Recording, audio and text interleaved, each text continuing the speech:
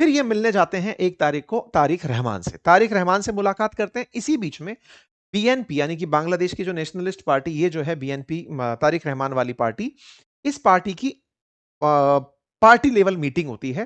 Cabinet स्तर की meeting को समझिए, जब सरगई गोर इनसे मिल लेते हैं उसके बाद में। ये मुलाकात एक तरफ चल रही होती है और चर्चा निकल कर आती है कि कुछ बड़े रिजल्ट्स आने वाले हैं। आपके दिमाग में आएगा ऐसे कौन से रिजल्ट्स आ जाएंगे, मिल लिए होंगे, क्या होगा, चाइना वगैरह को लेकर बात होगी? नहीं साहब, कहानी असल में जुड़ी हुई है मोहम्मद यूनुस से।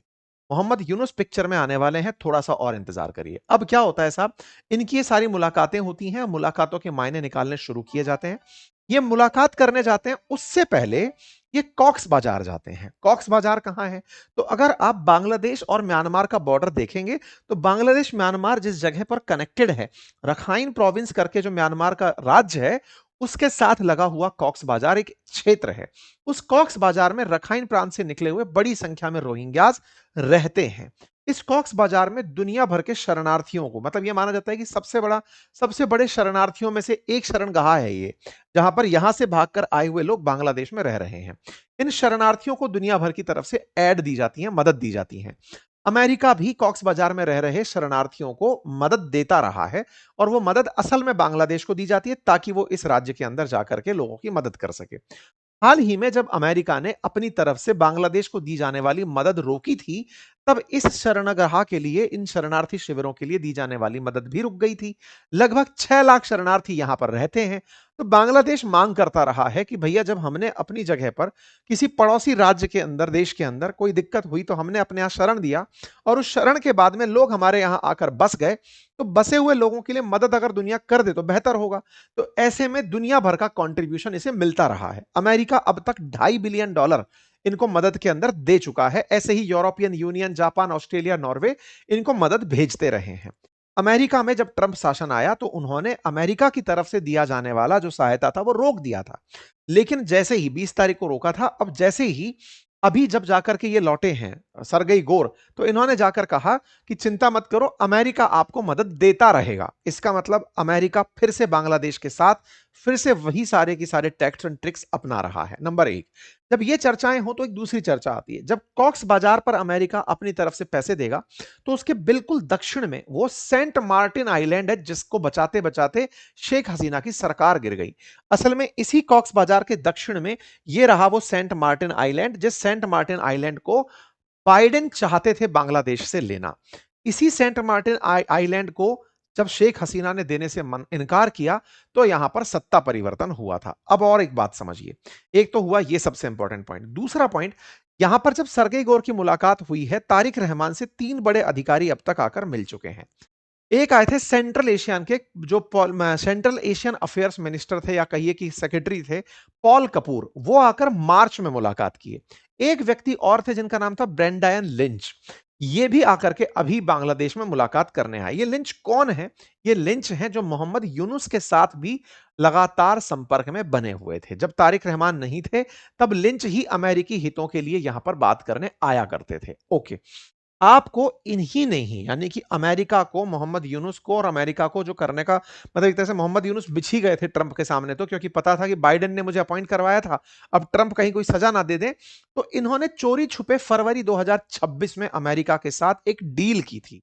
और उस डील को लेकर के, ट्रेड डील को लेकर इलेक्शन में बड़ा बवाल मचा था कि मोहम्मद यूनुस अमेरिका को ऐसा क्या देने का वादा कर गए जो कि आने वाली सरकारें नहीं दे पाएंगी। ऐसे में ये लिंच फिर से आकर के मिलते हैं इनके ट्रेड सेक्रेटरी से बांग्लादेश के अंदर, और मोहम्मद यूनुस के समय हुई डील याद दिलवाते हैं कि साहब, उनसे हमने एग्रीमेंट करवा लिया था 2026 के अंदर, फरवरी के अंदर।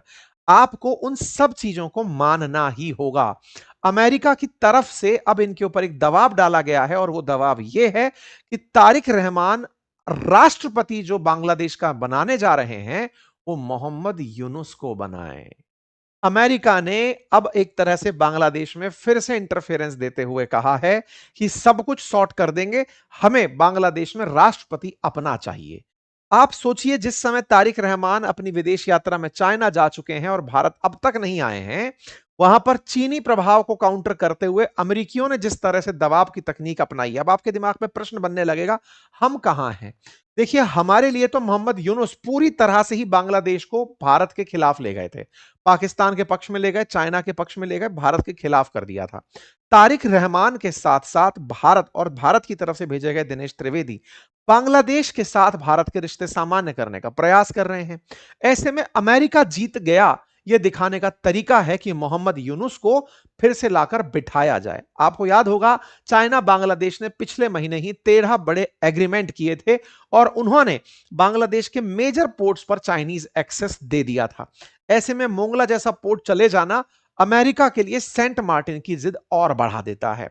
तो अमेरिका सेंट मार्टिन आइलैंड चाहने के लिए तारिक रहमान के पास जब पहुंचते हैं और उन्हें अपना पुराना टाइम याद दिलाते हैं कि सुनो, शेख हसीना के साथ हमने क्या किया था, वो याद होना चाहिए। तुम्हें अमेरिका और चाइना को दोनों को साधना है, और साधने के लिए तरीका क्या होगा?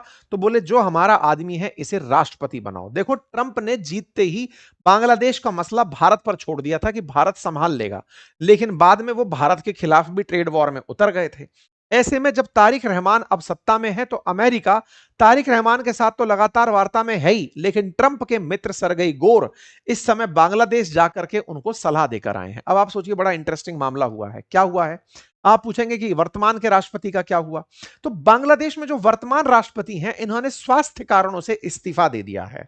ये वही व्यक्ति हैं जो शेख हसीना के टाइम पर अपॉइंट किए गए थे। जो बांग्लादेश के राष्ट्रपति हैं, ये जब मोहम्मद यूनुस थे सत्ता में, या फिर जब कार्यवाहक सत्तावाहक बने हुए थे, उस समय पर इनको हटाने के तमाम प्रयास हुए थे, ये नहीं हटे थे।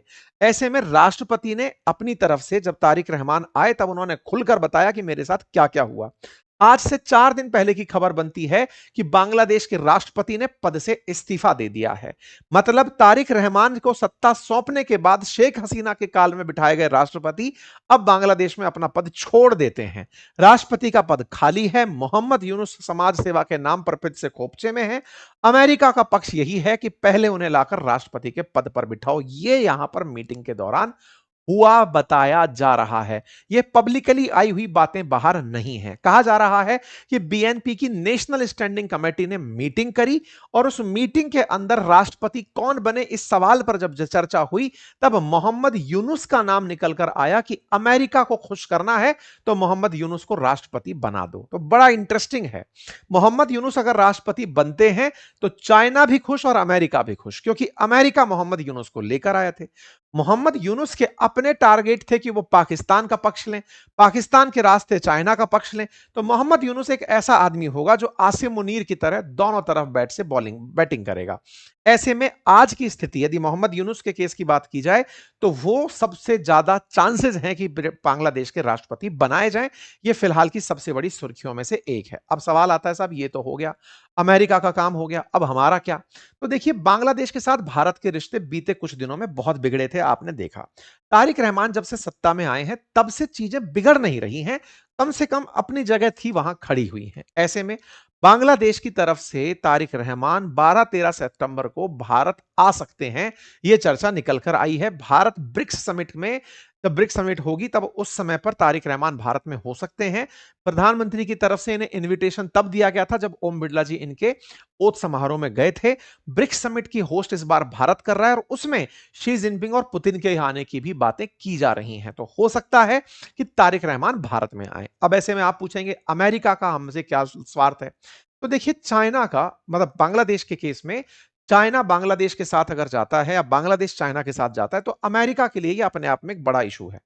ऐसे में बांग्लादेश को अपनी तरफ करने के लिए भारत उसका एक नैसर्गिक सहयोगी है कि ठीक है, भारत को साथ ले लेते हैं, और इसी के चलते भारत के उच्चायुक्त से जो हुई ये मुलाकात है उसके मायने निकाले जा रहे हैं। अब भारत इस मामले में किसी प्रकार का कोई विरोध ना करे और बांग्लादेश में शांति चलने दे, ये कब संभव है? तो ये कैसे संभव है, इसकी बातें सुनिए। अभी हुआ ये कि इधर तो इनसे मुलाकात होती है और ये सीधे बाहर चले आते हैं। शेख हसीना कल, यानी कि बुधवार के दिन, पब्लिक अपीयरेंस दे रही हैं भारत में। भारत में वो सबके सामने आकर के भाषण देने जा रही हैं। बांग्लादेश में इस बात को लेकर के उत्सव का माहौल है, लेकिन वहां की सरकार इस बात से बड़ी सशंकित है कि ये कुछ ऐसा ना कर दें जिससे बांग्लादेश में अस्थिरता आ जाए। इनका अनाउंसमेंट एक दिन मतलब पहले भी आ चुका है कि ये दिसंबर तक बांग्लादेश वापस चली जाएंगी। भारत का अच्छा किसमें है कि शेख हसीना सेफली बांग्लादेश पहुंचे और वहां पहुंच करके भारत बांग्लादेश के रिश्तों में आई हुई जो तलखी है वो खत्म हो। यानी कि शेख हसीना को पहुंचाने से पहले ही दिनेश त्रिवेदी की तरफ से या भारत की तरफ से जो दिनेश त्रिवेदी भेजे गए हैं, उन्होंने वहां पर पूरी तरह से पटकथा इस तरह से बना दी है कि शेख हसीना सेफली वहां पहुंचे, उनको वही राजनीतिक जो अपराधियों को सजा मिलती है वैसी कोई सजा मुकर्रर हो, फिर वो अपना केस लड़े और बाद में देखेंगी राजनीतिक पार्टी तो रिवाइव हो कम से कम।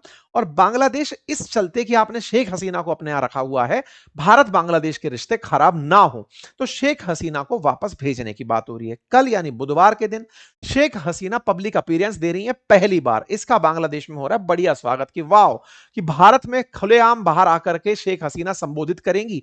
अब शेख हसीना जब पहली बार बाहर आ रही हैं 5 अगस्त को, तो यह अपने आप में एक चर्चा का विषय बनता है कि क्या तारिक रहमान के आने से पहले शेख हसीना का पब्लिक अपीयरेंस भारत की कूटनीति है या फिर भारत इसे तारिक रहमान के लिए और मुश्किल बना रहा है। देखिए, हमने अगर अमेरिका के साथ मिलकर के बांग्लादेश में कुछ किया है तो हमने अपनी तरफ से भी ये बातें रखी होंगी कि हम चाहते हैं कि सेफ हसीना का एग्जाइल खत्म हो, भारत बांग्लादेश के रिश्ते पुनः बहाल हो।